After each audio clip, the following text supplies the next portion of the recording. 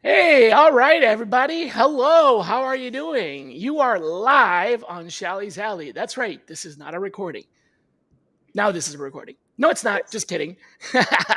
Still live. Welcome to Shally's Alley. It is Friday, October 11th, and finally we get a break from the oppressive heat of the summer. It looks like the weather is turning. Maybe all those winds actually did something. I hope you stayed safe, Chrissy. Chrissy lives in Florida, and I guess there was a scare for the hurricane recently, but it missed you, or it missed me. I'm in West Palm Beach, so I'm on the Atlantic side, so it missed me. But we did get some rain and some winds, but we're good. We're good to go. And we finally got some cool weather here. Although the hurricane before this did not miss us, there was a lot of damage. But definitely changing seasons. So everybody, glad, thank you for staying safe. I'm glad you're back. Our guest today is Chrissy Wilson. Chrissy was actually introduced to me by David Marr. You guys know how I ask at the end of the show for recommendations, and that's how her name came up. So we reached out and connected and learned a little bit about her work. She's done sourcing at Uber and Disney, led sourcing teams originally from Toronto, but as she said, lives in Florida now. And she's currently doing some consulting work, but open for new opportunities for contract or full-time. So if you are looking to hire someone who's got some strong sourcing chops, according to David Marr and myself, then you've got the right person. What I wanted to talk with Chrissy about today is AI tools for resume screening. Many of you know I'm a skeptic when it comes to AI actually really being AI, and I know that machine learning has a lot of applications. So I just kind of wanted to have a live conversation about her experience with resume screening AI tools that I just haven't really been trusting a lot lately. So hopefully I can learn a little bit about that, and you can too. So Chrissy, tell me about how you got into AI recruiting tools. Like, did this get forced on you? Like, you got to use this, or did you go out and look for it, seek it out? Well, so let me ask you this, Shally. AI has been a part of recruiting for a really long time. If we think about the ATSs that we've been using and the CRMs, it's been around. Like, this is how we know what resumes are at the top in terms of in the ATS or CRM. It kind of filters out. So I feel that it's been around. I might be mistaken, but it's been around for a while in terms of how we kind of sift. I mean, right? You're absolutely right. There's really nothing new about what we call generative AI or what we call, the AI tools of today. They were by and large invented in the 40s, a big part of defeating the Enigma cipher that the Axis and Allies were using to, in the war. So honestly, the technology hasn't changed much.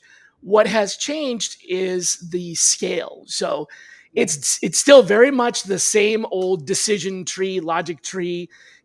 What happens if this, then that, make decisions, label those decisions.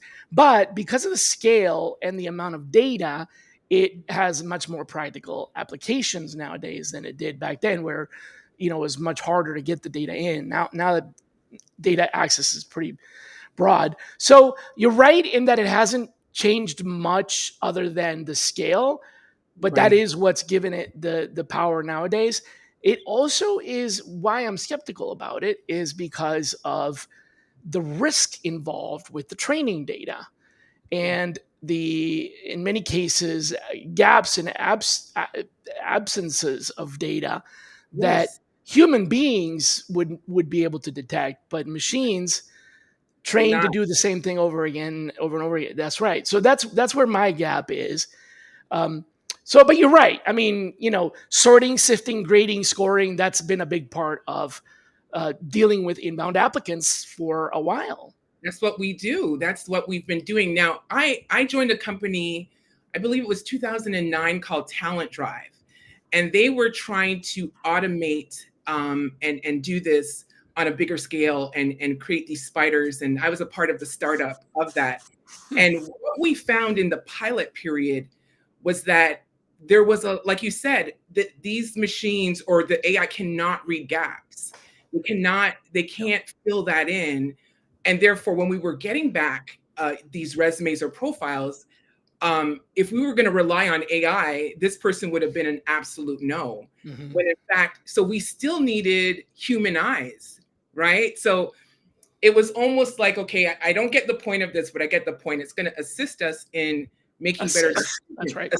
It's a tool to help us do our job. Exactly. But like every other tool, it has its applications and it has its limitations, right? I mean, I've always said, people ask me, what's my favorite sourcing tool? And, facetiously, like the internet, right? Like there's not a single tool. There's just so much. The data's out there.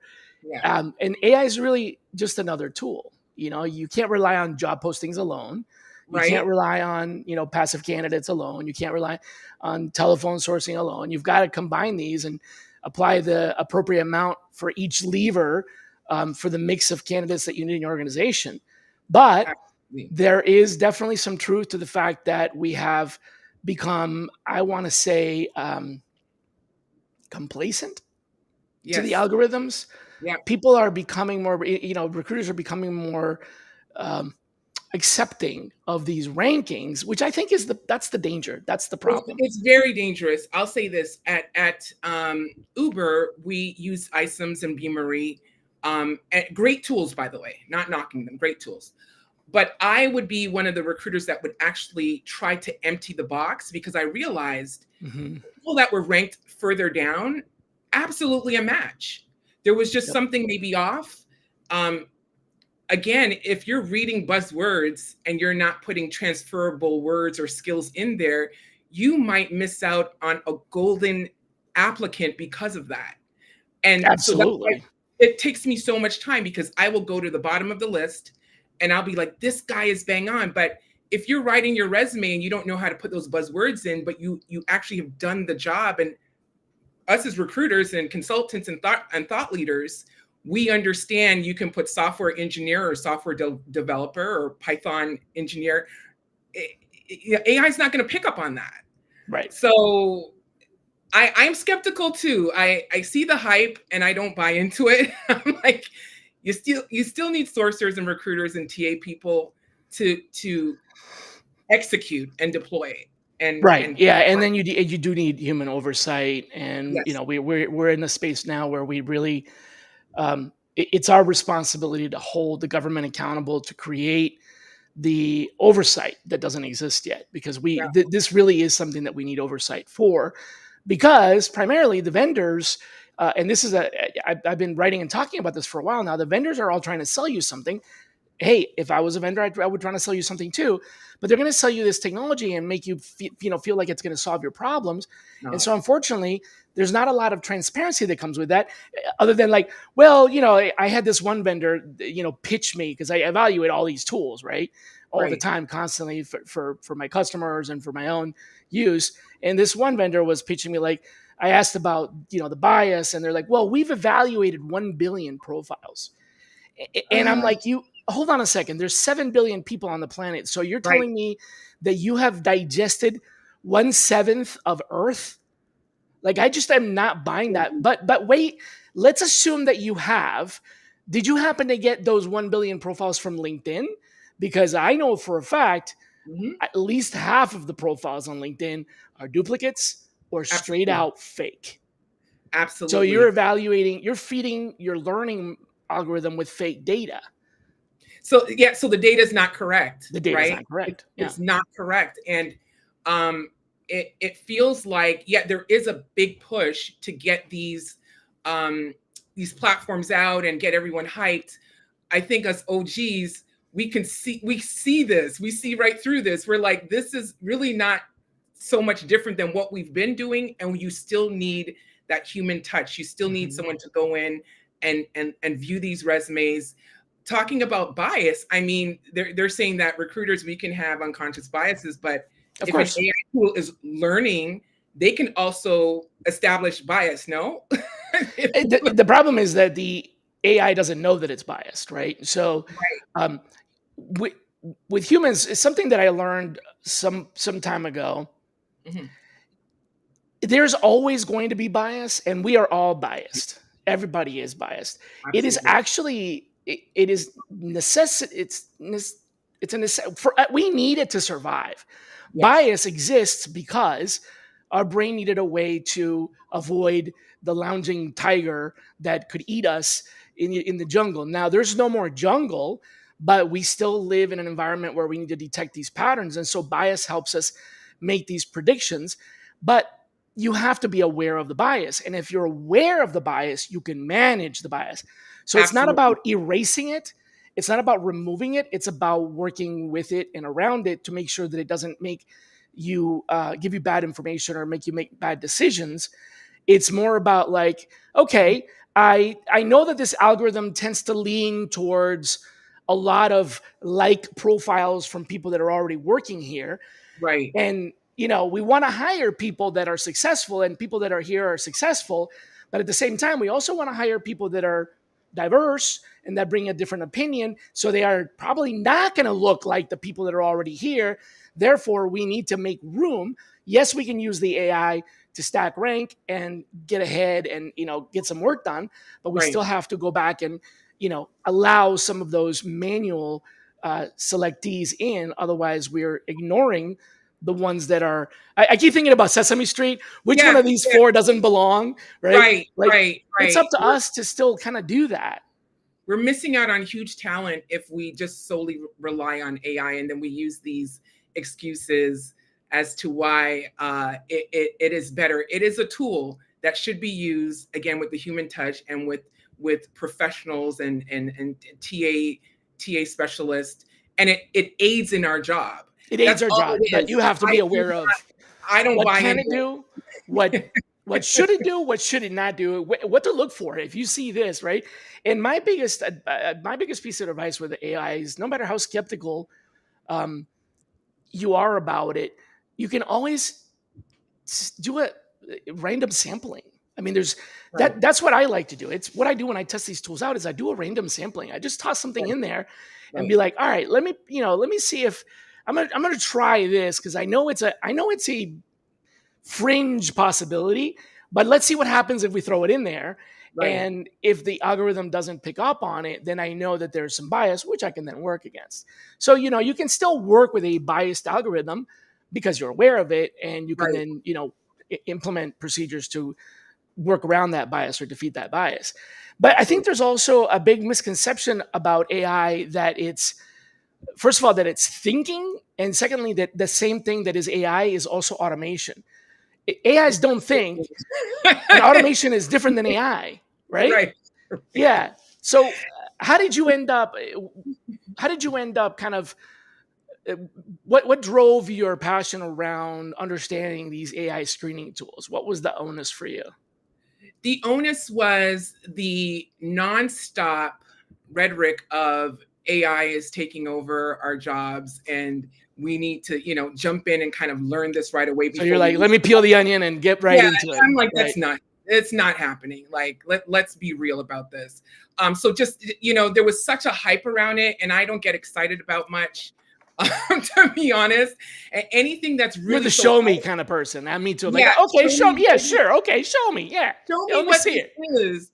I've gone to CoPilot. Give me the keys. I'll test drive it for a week and tell you. Exactly. So I've gone to CoPilot and I've said, build me out a Boolean search for diverse talent, So whether it's veterans or whether it's female in technology, and it did a basic job, but it's kind of the job that I would have done. So we're expecting these miracles and this magic pill, and it's like, it's not doing anything other than what we would have done. It might speed up the process. Right. I was gonna say, maybe it is what you would have done, but it can do it 10 times faster. So now you can do what you would have done, 10 times, but and that's the only thing that I see that's great about that is that it does cut down on the time, right? It does cut down on the time of us manually doing it.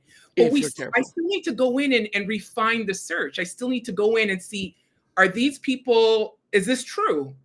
And a lot of times it's pulling stuff that's not 100% true. Then I got to go and twerk. Okay, let me put this in. Let me put tweak. Sorry, not twerk.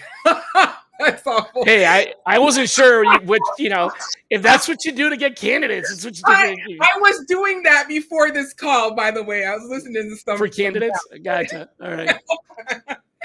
But I got to go in and tweak the string just to ensure that it's pulling what we need it to pull. So it's a tool and it's great and it helps.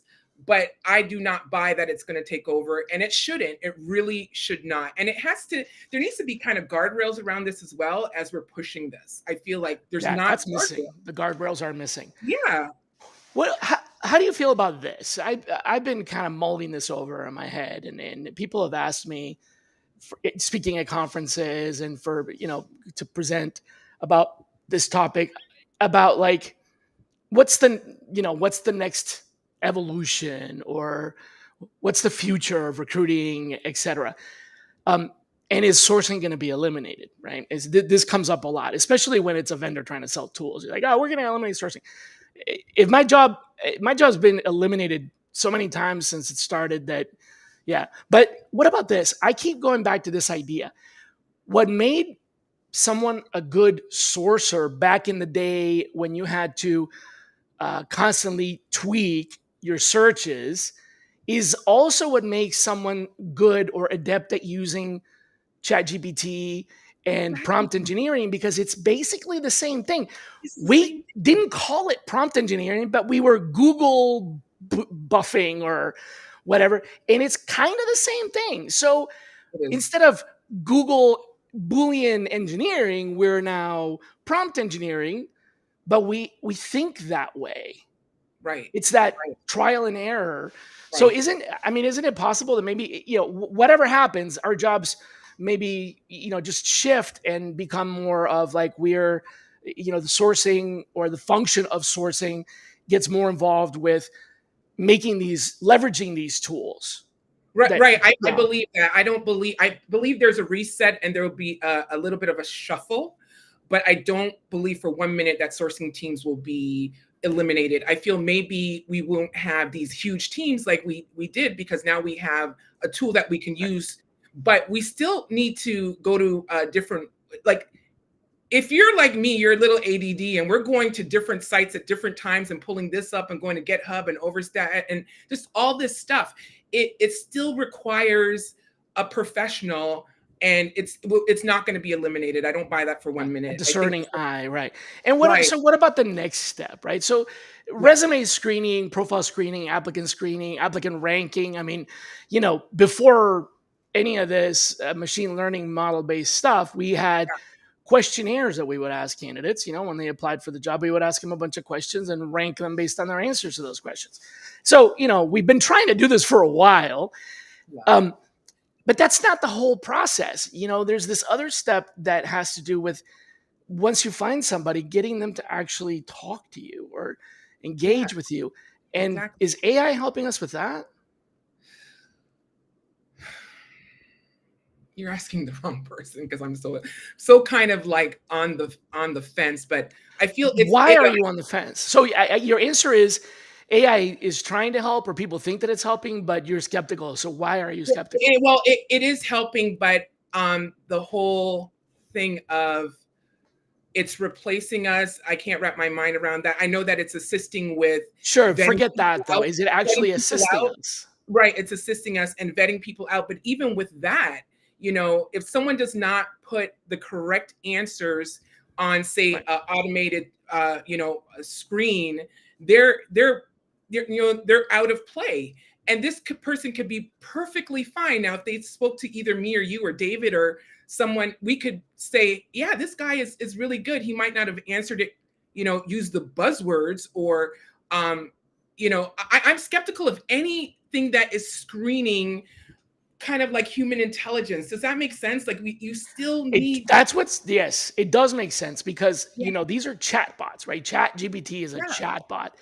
And before this sort of blew up, there were already chat bots in recruiting, like exactly. uh, Olivia, and and they were chat bots. They were answering candidate questions. And did those actually work as well as we thought they did? I don't believe so, because I would loop back and have to ask the same questions and then get a real answer. And this is what they actually meant. And it kind Mm. of doubled the work sometimes, right? So what I'm getting is Are I'm we not going to getting the get full there? story. Right. I think I can't answer that. I don't know. I feel like we're still dealing with if it's just compiled data, can we really get there? That's my There, question, is can we yeah, really get there? And people are saying, a lot of people are saying that we can get there. I'm thinking, well, it's still all based on a logic tree. So unless we've predicted every answer, we really can't. we But can't. they're saying that we can because of the context, or we can get to most of it. So my next iteration after that is, if we can automate a chatbot on our company's career pages that talks to candidates before they apply and helps them apply, helps them find the right job, then why can't we also do that with email when we're contacting candidates? And if we're able to send out email messages and automate the response and actually have an engaging conversation with a candidate via email Right, at the hand of a robot, right. is that what candidates want? No, that's not what I want. I certainly don't want that. And I want So the if we human. can do it, that's my question. Let's assume we can. Let's say we solve the chatbot thing and it's working, and then we move to email and we start doing it that way, and we're able to do it. It's possible. So, I'm not even playing the skeptic anymore. I'm not saying, well, I don't think it's. I'm saying, let's assume that it's possible. Do we Right. want to do it? I personally wouldn't. I have like stopped filling out applications when I see there's a video that needs to be done, and it's not to a person. It feels so um there's no human touch. It feels like you're not connecting. HR and TA is about connecting. We're connected. So to have a chat bot or AI answering questions, it feels very impersonal. And I feel like I'm not getting my story out there. So I'm really, again, I'm okay with using it as a tool, but I'm not really interested in going back and forth. I've even done it when I've called the IRS and they're like, okay, we can answer your questions. And I'm like, no, I want to talk to a person. Like, I want to talk to a person. I want that human touch. But that's just me. Mm-hmm. I'm an OG, right? We can get there. I'm sure we can. But do people want to have it automated, or do you want to speak to a real person and tell your story? This is You know, my concern. This is my concern that it it's sometimes, and I've seen this already happen, misused in a way that it is obfuscated. So they okay, make it look like it's a real person. And so that kind of creeps me out. it does. Let's assume that the AI gets smart enough to be able to answer most emails, and the AI finds the candidates, sources them, automatically sends them messages, automatically responds to the messages, schedules interviews, all the stuff that we think that that people are saying it's going to do. Right. And along the way, you're very clear and you disclose it. You say, "Hi, you're getting a response. Hi, Chrissy, you're getting a response Thank from an you. automated, system. Right. I'd like to ask you some questions." You might be like, "Okay, expedite the process." Yeah. Hey, you know what? I'm okay with that because normally I don't get a response from a recruiter. So at least I'm getting a response. It's a robot, but at least I'm getting a response. So I'm going to go along with it. So we go back and forth with a couple of things like, okay, well, tell me a little bit about this. What's the compensation? And then all of a sudden the robot comes back with, some weird answer or not an answer. And now I'm like, I'm at the end of the rope. Now I want a human. I go back to the black hole. And so you've wasted all this time to go back And to I the got human nowhere. being. And I got nowhere. Yeah. And then they have the audacity to say, did this help? No, because I need to call now, or I need to email directly. So it's in that pilot process, and what we're seeing, and it's not even a pilot, this has been going on. I'm always reverting back to, can I speak to someone? Because my question was not answered. And I almost feel when I find out that it's not a person, like I've been, deceived, Yeah, kind well, of that's what like, I'm saying. If let's assume that we're that we get that good, and also yeah, that we're disclosing it, so people don't right, feel that because if I feel deceived, then that's when I'm like, this relationship is over. right, You know, right. if I'm okay that you're a robot, at some point that it ends, at least I knew that you were a robot. David Marr is saying that email is slower. I don't want to disagree, but I want to state that what I was talking about is a different option, right? If somebody is communicating with me via instant messaging, chat, text, I'm already engaged with them. But I'm talking about an AI sourcing a candidate and sending them the initial outreach, which may have to be via email. Right, Maybe the AI then says, "May I text you?" and then you switch to text. So I get what David is saying, right, but I right. It still makes think sense. that at some point there's got to be a back and forth. And even if that ends up being chat, messenger chat, or some kind of unified messaging, I still need to disclose it. And I'm still going to run into situations where I want out of the loop. I want out of the Yes, robot. yes. And then what? Like, there's not going to be enough recruiters. So think about this. We're trying to reduce the amount of recruiters that we need to get the job done, but we're gonna need recruiters to answer the questions when the robot doesn't answer them. So we're gonna need to hire those recruiters back again. Exactly. It's not going to replace us. It's just not. I've seen my experience with it, and again, it's not just because I'm on the fence. I've tried, and it's showing to me that I'm always going to revert back to, I need this answered, and it's not being answered. So let me go back to the recruiter, and I've just wasted 20 minutes. And again, it's not a waste of time. There's things that I think we can allocate to it to do, Right. but Like, okay, hey, how about this? okay. We just go to like the minimal qualifications. Yes. Hi, Chrissy. Yes. Thank you for your interest. In order for you to qualify for this job, you must have a Bachelor of Science degree. Do you have a Bachelor of Science degree? Yes. Okay, great. In addition to that, you must have 5 years of experience in, I don't know, data analytics. Do you have that? Yes, I do. Yes, Okay. no. Yes, no is Right. fine. Right, right, It's right, when right. And you get then into, like, you need to answer something. what That's if at that point the robot says, "Well, thank you for answering our questions, our preliminary questions. What I'd like to do now is book an appointment for you to speak with a recruiter." And then the exactly robot puts them on the calendar. That I think can happen. But again, that doesn't happen until I've already made contact. So I'm right, going back. This keeps me bringing me back to, Olive or Olivia or whatever, those chatbots. Those chatbots work because somebody landed on the page and asked the question. right, I don't think with sourcing we have to send the initial response. So it's kind of like the difference between a automated teller helping you with customer service versus somebody actually coming to your door to door sales, or somebody inviting you to the dance. That's a right. robot. That doesn't quite fit. It doesn't fit translate well. yeah. So you're right. There's areas in which it would be effective and it would work. So I think yes, no, pre-qualification questions that we would ask as sourcers to knock it out Or of the choose park. one of the following, or even Right, interpret. Like, tell us a little bit right. about this and interpreting. Yeah, right. If you're looking for 150,000 and this is only 100,000, then you're out, like, things that are clearly yes or no, and then we can move on. Absolutely. Anything that requires, I feel, more of a dig, no, absolutely not, because So there's subtext right, instead of right, yeah. right, and um, we may get there, but we're not there right now, and so I'm not worried about sourcing teams being eliminated. It's, Yeah, me neither. I just wanted to kind of explore, pull the needle in yeah, thread out of this, this conversation. I want to let's turn to using data to yes, improve hiring decisions, which is not so moving away from kind of the automated part of resume screening, more like using data to inform that. So tell me a little bit more about how you feel about that, and what tools or category of tools do you recommend for that? well, the best tool that I've used to date, and I don't know if you're going to agree or not, is Talent Neuron.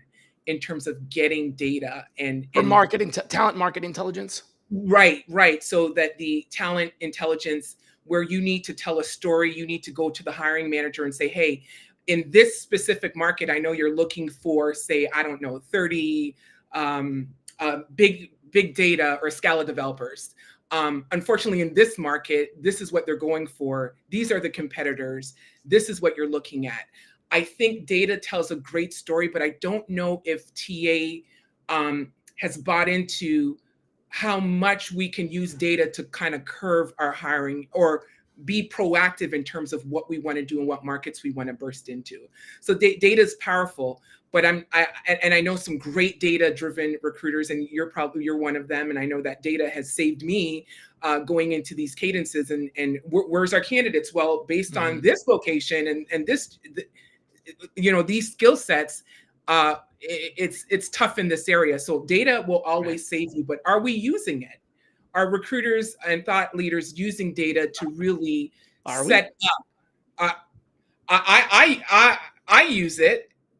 I have to in these cadences that, when I'm not finding. Right now I'm looking for a quant trader in New York, and I now have to come back with some data to let them know, listen, the comp that we're looking at, you got to see what these guys are getting paid out of New York for.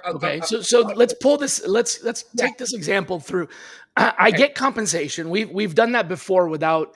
We've used sort of stale salary services that are all. By the time we get them, they're already 6 months old. So in that regard, having much more current data, much more like today's market for compensation is kind of an established thing. But beside that, what other data intel are you gathering from these tools to help you in not just in your recruiting decision making, but in advising the hiring manager and perhaps the entire organization? What are the other pieces of data besides comp? The other pieces of data, skill set.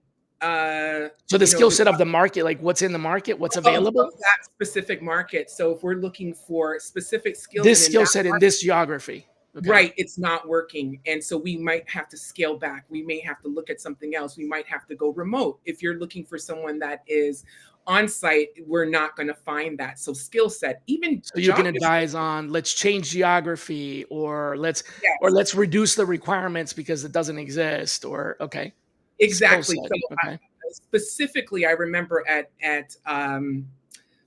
Uber, they were looking for ISO developers and Android developers, and we were just having a very hard time, and they wanted them on site. And my colleague, because we discussed it, convinced them to do remote, but that was because we had to provide the data as to why. So data will always, good data will always save you. We in fact, even at Disney, had a consulting firm that would pull data points for us so we can go to the hiring manager. So they hired an outside firm to do it. So they realized that data is powerful. So absolutely. So for skill set, even job descriptions, like, hey, look at what's being posted in your industry, what the competitors are doing and stuff like that. What the competitors are doing. We need to get on board because we're not getting anyone. So it's informing you with the what compensation, what skills, what job descriptions. Right. It's informing you of the why. Why are we not getting any results? How about the how? Does it give you any how information? Like, does it help you actually change your sourcing criteria? Are you using market intelligence to use to find different keywords? Is it helping you with finding hidden talent pool pockets? How's it helping with that? So even like with where I source, obviously will depend on what I'm sourcing for. So I'm finding for developers, I'm going to specific hubs, and I only kind of figured that out through data. Like they're not all sitting on LinkedIn and Indeed and ZipRecruiter. They're actually not. They are specific to GitHub or Stack Overflow or other software specific sites. So absolutely, my strategy changes based on what I'm working on, and I will go to get data to kind of quantify that and to confirm, okay, you are definitely in the wrong market in terms of what you're looking for. Gotcha. So it's helping you build a case for how and adapting your search and adapting your Does it ever help you with the approach? Yes. With your messaging? Yes. I feel like on GitHub, my approach is different in terms of my messaging than on LinkedIn. LinkedIn, it seems to be a little more casual, not casual, No, more. I get that. Right. And GitHub, it's a little more casual. I'm speaking to these developers and they don't have time for all the, all the corporate stuff. But then also, like, I've used data to ask the corporations to open up different platforms that they wouldn't necessarily open up and pay for. So I'm like, okay, we don't have an account for this. And we're wasting time. And again, not knocking this is not knocking. No, I get it. But you're like, we're not getting results. We need to buy something else. We're paying a crap load of money so let's open up this platform. Okay, show me the data. Well, this is where they're all housed. And that's helped in terms of opening up a platform for me to be more successful in terms of my sourcing. Okay. Yeah. Have you ever used this kind of data analysis to change adapt what you're pitching, your EVP, right? Like, for example, would it be sentiment analysis? Here's something that I'm thinking. What if we're going after we've got a requirement for a particular type of talent. Doesn't matter what the skill set is, but let's just say, financial planners or something like that.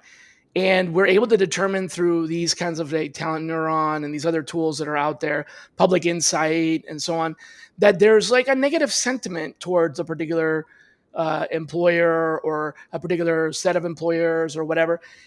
Can we use that knowledge to our benefit when we're messaging candidates? I'm not recommending, by the way, that you say, "Hey, I hear you're really, I hear you're really down on your employer." No, right, but absolutely. Maybe counterpoint, be like, "Hey, people love this company," and kind of hit them where it hurts here's what you're missing, Exactly. So the information that you're getting, essentially, you're getting the weaknesses and the weak spots. Right. And then you're picking your strengths against that. Right. And you're playing up the strengths of, okay, do you want a healthy environment? Do you want an environment that compensates? Everyone does.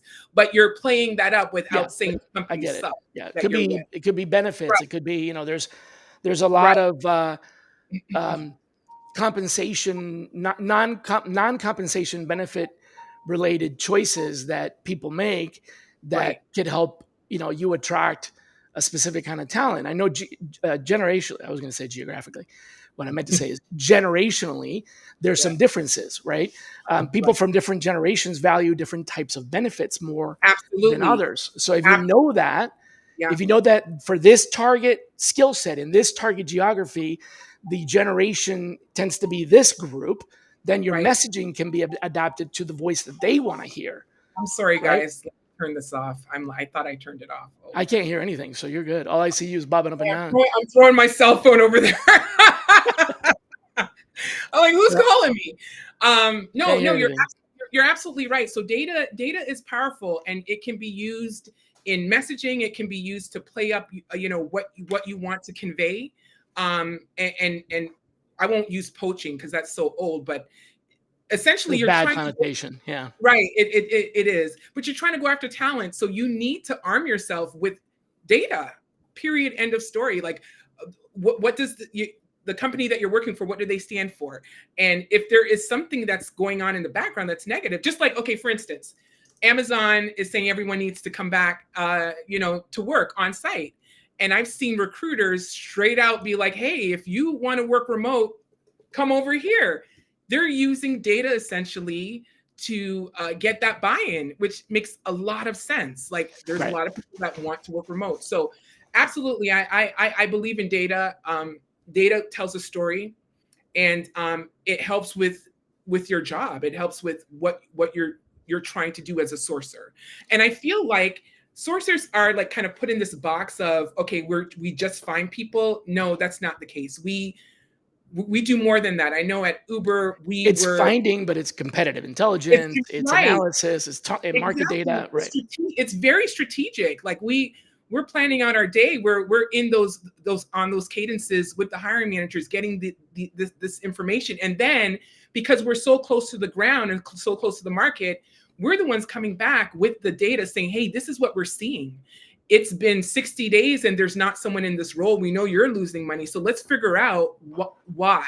So we are just more than headhunters. We are strategic thought leaders, and we know how to find people. And we're all full cycle recruiters, but we've decided to go into sourcing. It's a specialization, yeah. And there, in my case, and the case of others that I've, where I've built teams and stuff, it's common to hear that there's aspects of the recruiting that we don't enjoy as much, or we prefer not to do.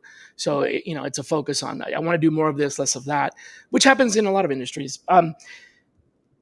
You learned a lot of this by yourself. Point us to what resources we could use to learn about the data, automation, data analysis, things like. Where do you go figure this out? Because online, like Google.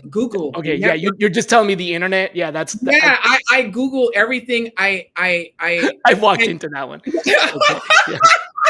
I attend things like this when you're doing other, with other people on your show. I attend conferences like that are online. I network. I talk to you. I talk to David. I talk to people within the industry and get tools, because there's so much out there. It's so overwhelming.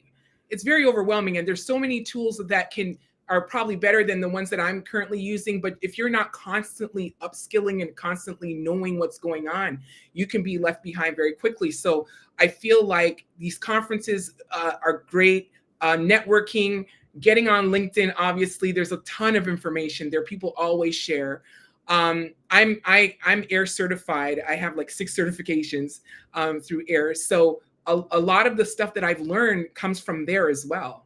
So you're paying for training, you're listening to chats. Yes. And what I'm hearing here, the pattern here is that you've got an overwhelming drive for, curiosity. Yes. And maybe that's what some folks are missing that are not learning this stuff on their own, is they just need to kind of, I don't know, take a curiosity pill or something.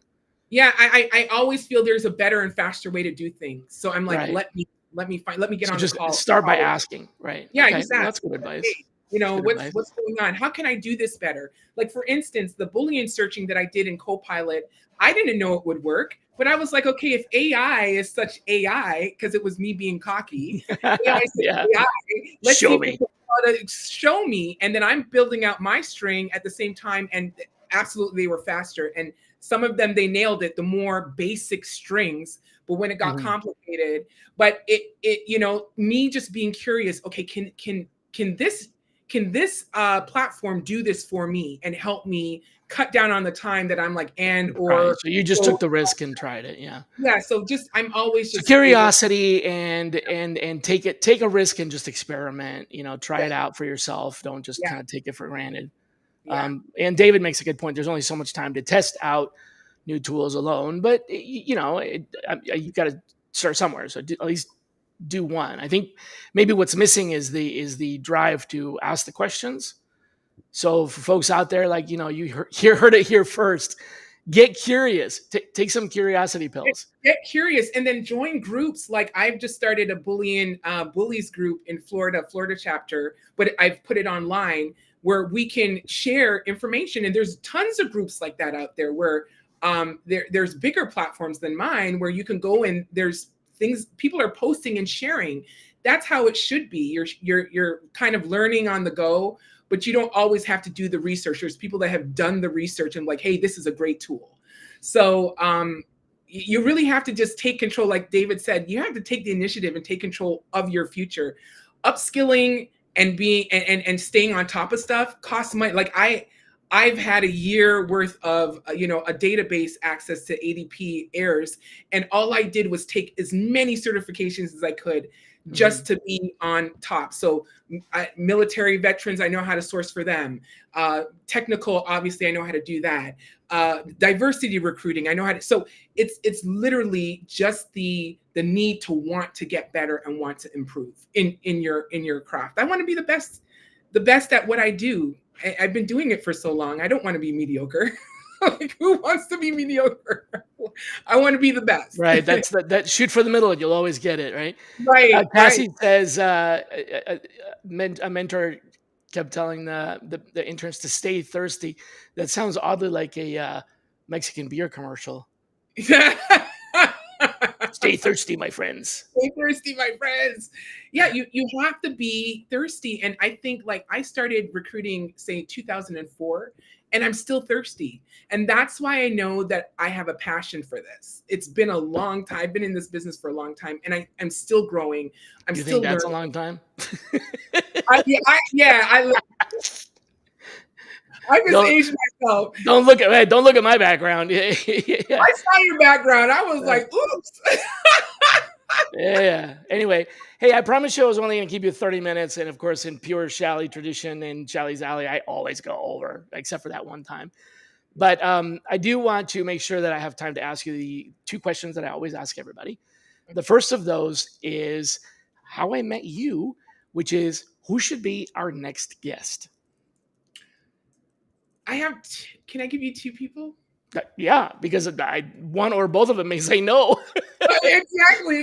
Just because you recommend it doesn't mean I want to be on here. There is Liza, I believe her last name is Valentine, or Valentine, I'm sorry. I worked with her at US Cellular.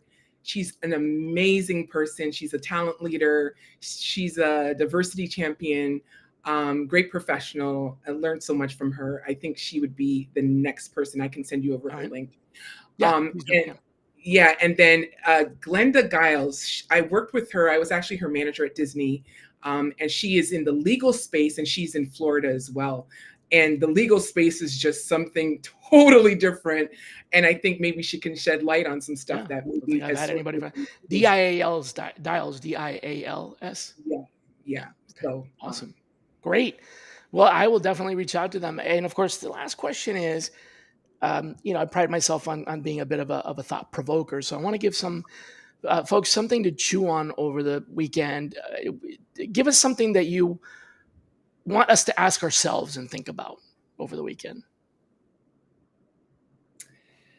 So I've been going through a little bit of a tough time, and I went to Singing Bowls. I don't know if you know what Singing Bowls is, but it's a sound bath yesterday, and there's something that was said that was thought provoking, and it said, "Not all storms are here to destroy, but to clear your path." And so we might be in a storm right now. From the turn this into a question, though. We got to ask ourselves the question. Yeah, is this storm here to destroy, or is this to clear my path? All right. And if so, how do I get ready? How do I get ready to walk that path and walk that journey? Nice. I like it. Is this storm here to make a mess or to clean up a mess? Or clean up a mess. Yeah, that's great. Oh, that's a pretty good one. Yeah. Deep thoughts. But, answer this for yourselves. So cool. Well, thank you so much for being on the show.